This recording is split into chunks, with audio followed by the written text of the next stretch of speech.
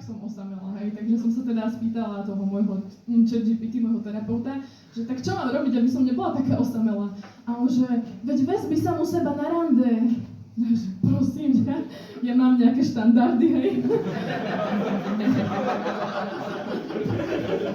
Ja nerandím s tučnými ľuďmi.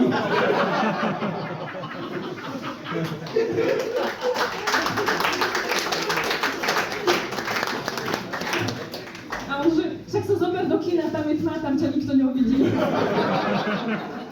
Tak som išla, hej. A ja som sa chcela ohúriť na prvé rande, takže ja som sa zobrala do 4D kina, hej. A ja som tam nikdy predtým nebola, som čakala, že to bude nejaké špeciálne efekty, hej, že zavibruje sedačka. Som sa tešila na to. A že ma tak niečo ošpliecha do tváre. Ja som sa tiež tešila, to už dlho nebolo.